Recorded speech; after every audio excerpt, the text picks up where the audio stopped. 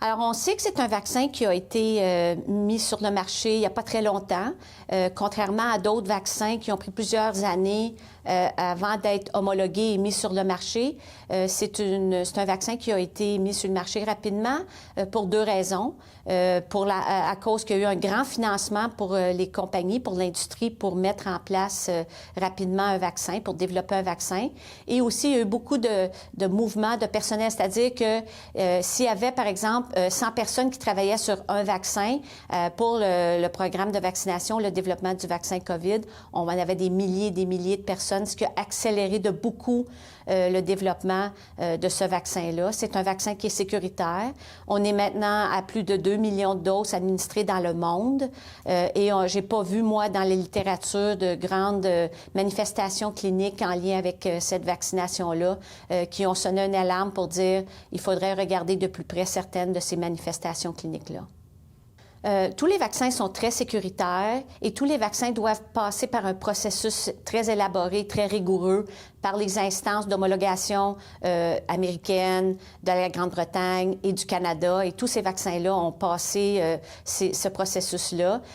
On le sait aussi qu'il y a en place au Canada et au Québec toute une surveillance de manifestations cliniques et ce système est en place depuis plusieurs années. Alors, aussitôt qu'on a une déclaration d'une manifestation clinique qui pourrait possiblement être en lien avec un vaccin, il y a un processus de validation, il y a un processus de surveillance aussi et toutes des équipes en place pour surveiller si jamais il y avait quelque chose qui ressortirait que ce vaccin n'avait pas été, qu'une manifestation clinique n'avait pas identifié dans les études cliniques qui ont mené à l'approbation du vaccin. Pour chaque vaccin qu'on introduit au Québec ou au Canada ou dans le monde, il y a toujours un groupe de personnes qui sont hésitants à la vaccination. C'est connu dans la littérature.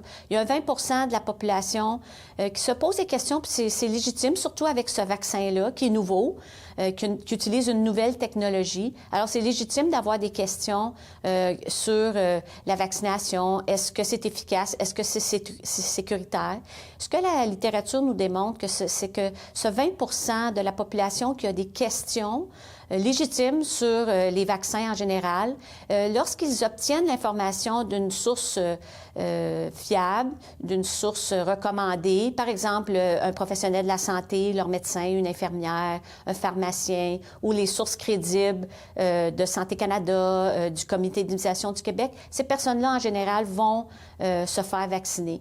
Certaines personnes vont peut-être attendre, dire « Ah, je vais attendre, moi, je vais voir qu'est-ce qui va se passer. » Comme je vous dis, on a pas mal d'expérience, on a beaucoup de doses qui ont été déjà administrées dans le monde, mais c'est normal que les personnes aient des questions et soulèvent des points pour lesquels un professionnel de la santé en général est capable de répondre. Les outils qui sont disponibles pour la population, qui sont crédibles, sont aussi très importants pour convaincre ces gens-là de l'importance de se faire vacciner.